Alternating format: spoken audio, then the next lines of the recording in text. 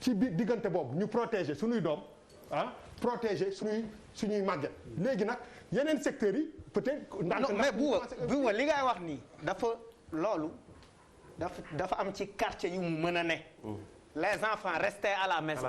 Non, pas rester à la maison. Je dis pas non. N'allez pas à non, madame. Dafa ndànk déedéet. Boo nee rester à la maison. On ne parle pas de la même chose. Man waxuma rester dama ne école. Dem école. Oui, mais les enfants s'ils ne retournent pas les enfants s'ils ne vont pas à l'école, ils ne restent pas à la maison. Ils sont dans les rues. Ils sont parce que j'ai la possibilité de garder mes enfants. C'est pas tout le monde qui a cette possibilité. Il y a un parent qui est préoccupé par la recherche du quotidien. Mais waxuñu loolu malal école la ñuy wax. École. On parle de l'école. Pas xale buy dem génn bi. Dama ne la bu fekkee on ne peut pas contrôler les enfants boobu duñu génn ci mbedd mi. On peut quand même admettre qu'on peut les laisser aller à l'école. Ils sont plus en sécurité à l'école. Mais yéen ñii ñëpp seen doom génnul ci biti. Non, oui, loolu la on revient à Yann. en prenant des mesures. Alioune Ndiaye nañ déglu Alioune Ndiaye. waaw économiste bi defoon incursion nag na xam ne ay boroomi xel lay wax ak. Sénégal nañ bàyyi bu bari du pétrole bi wàccee ñu bëgg a maintenir prix kon nañu xoolaat budget bi. leneen li am mooy docteur fi mu nekk nii ci recherche rek lañu nekk.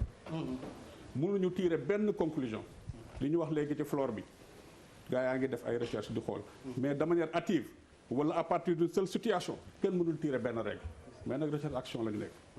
année blanche kenn bëggu ko man bëggul lu ma ko sama doom bëggul lu ma ko sama réew te UNESCO li mu décrété pas décrété maanaam li mu suggéré moo ñu retourner à l'école. école dafa nekk lu sacré moo tax man dama ni keroog bi ñu defee rek dama bind wax leen ne nañu dem jàngi.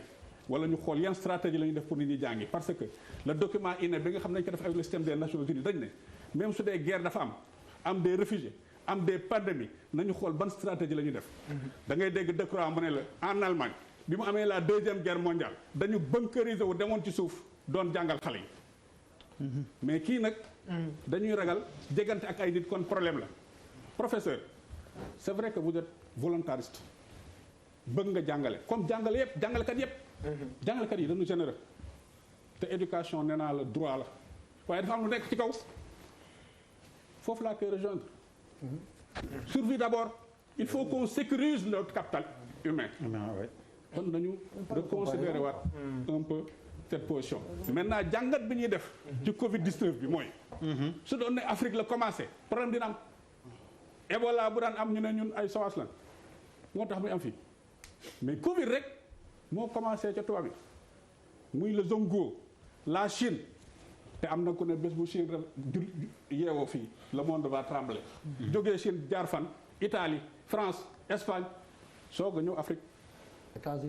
États-Unis sonal leen kon ñun nañu intégrer affaire boobu xam ne il faut ñu xool nan la ñuy amaatee survie ba pare tamit vraiment développer des stratégies. maintenant jàngale bi je ne suis pas d'accord que soog a ñëw Afrique. je ne suis pas d'accord. lu tax. Suñu premier cas ce n'est pas une détection active elle est passive rien ne dit qu'on n'a pas fait du coronavirus avant. rien absolument rien. amoon na système immunitaire. non mais ci liñ mën a natt. dama ne. ci liñ mën a natt. dama ne suñu premier cas tubaab la. les trois autres cas tubaab lañu.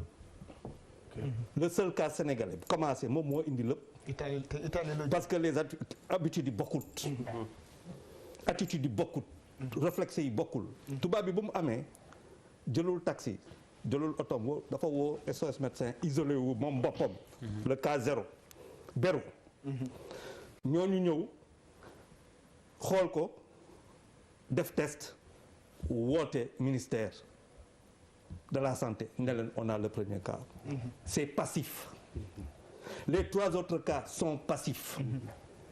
donc lecture bi day faussé dès le début parce que du instrument boo xamante ne état moo ko teg en place pour mu dem uti ko non waaye s'il te plaît vous avez longtemps parlé je vous ai écouté gis ngeen je suis d'accord avec le docteur Thior moi oui parce que ñun d'une manière ou d'une autre faut qu'on apprenne à vivre avec donc autant le commencer maintenant c'est-à-dire nag intelligence. Mais comment tout le problème qui se pose Charles mooy au-delà de la question c'est comment. waaw loolu tax mu ne l'intelligence. L'intelligence elle sert à s'adapter à des situations. et à trouver des solutions. loolu mooy intelligence. bu fekkente ne ñun dañu am loo xamante ne tubaab bi amuñu ko ah. on a le paludisme. on vit pas avec. d'où épidémie je suis d'accord mais on vit avec. man aujourd'hui j'ai 57 ans. J'ai connu la méningite fii virale fii amoon na fi docteur professeur dans les années 70. choléra comment on a fait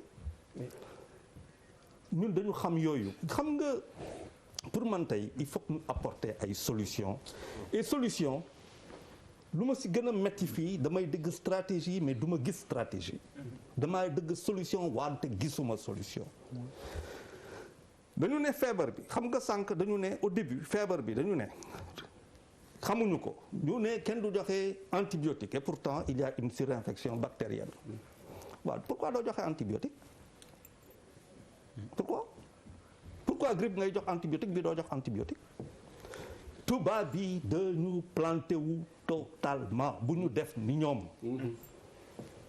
dañu toog ñu ne respiratoire ay kii respirateur américain yi gars yi toog xool ñu gis intubé fii réanimation ñu gis que 88% de leurs malades téeméer bu ne fukk ak ñaar ñooy mucc ñëppay dee ñu ne waa lii lan la ñu dem ñu gis que daal affaire bi dekete deret bi fii dafay def oxygène ay lub ay embol ay muy indi embol loolu yëpp xam nga ko mais kon garapu loolu mooy lan du anticoagulant professeur tout à fait ay waay anticoagulant amul Sénégal voilà waaw mais te man xam nga da bëgguma ñu def la même chose que tubaab bi ñëpp dañu ne hôpitaux yi seen hôpitaux yi des léegi c'est maintenant que les généralistes tubaab ñu leen di autoriser ñuy seet nit ñi ñoom bu ñu ñëwee boo ñëwee si ñoom xam lu lay jox céphalosporine azithromycine la chloroquine du professeur Raoult ñi ñaa ngi wër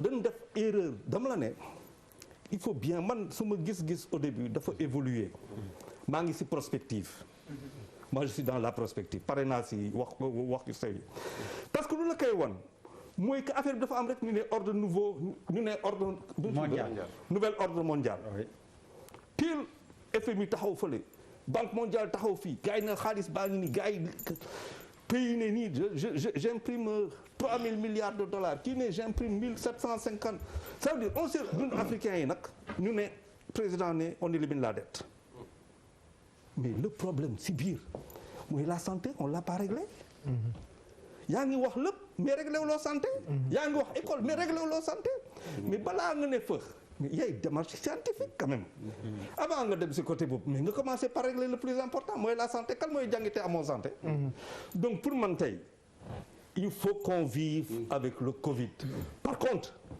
tous les généralistes on doit les mettre sur le pied de guerre sentier de guerre 66 000 doses lañu fi maye keroog de chloroquine c'est Sanofi defe naa moo ñu may 60 de Plaquenil autant pour moi Plaquenil waaw le may 66 000 doses doy na wala doyul xaw ma xam na lan mooy faj affaire bi 14 cas graves 9 ñoo si décédé il y a des questions on les pose pas les qui sont décédés waaw mais lan moo leen rey moi j'aimerais bien savoir est-ce que dañu ne dañ leen yóbbu en réanimation ñu am foofu d'accord mais lan moo leen rey est-ce que c'est des embolies c'est-à-dire si on ne pose pas des questions on n'a pas des réponses on ne peut pas se battre pour man Covid c'est la guerre mais guerre ñaar la mbaa da nga koy gagner mbaa da ngay compromis bi mooy vivre avec. alors Charles posé nga loo xam ni est-ce que mérité wu ñu dellu si waat incha allah ajjuma indiwaat thème bu mel ni professeur un peu pour lui répondre en 2 minutes rek. man 2 secondes rek. professeur et après je vais au professeur alors professeur. kon ma ñaan la may Papis et puis je reviens. professeur may ma 2 secondes rek. parce que posé na quand même. problématique non bon il s'agit ici professeur Thior. Non, je voulais simplement man dama bëggoon préciser que ne. contradiction yi au niveau de l'aspect des médecins des professeurs. dafa am partout c'est-à-dire que dañuy def des communications. def une affirmation n'est-ce pas professeur. ensuite d'autres font des recherches et donnent le contraire. ça veut dire que il est très difficile nga am benn consensus universel sur un point. C'est extrêmement difficile. Donc cas Thior bi c'est pas un cas isolé. benn affaire mooy il y a personne ne souhaite année blanche kenn souhaité wu mais gis nga dafa am benn affaire bu ma constate et moi je vais l'assumer c'est-à-dire yaa ngi wax ak UNESCO plus haut encore Nations Unies mais pour man toutes les grandes injustices du monde injustices yi si àdduna bi Nations Unies moom moo ko encouragé moo koy taxawal.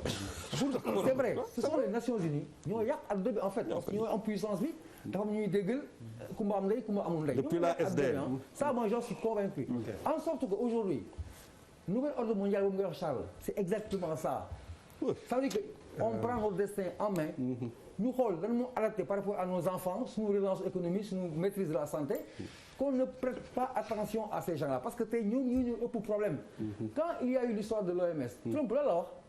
Ton fils il a enlevé 400 millions et quelques si lu muy mais est-ce que tu crois que ça c'est sérieux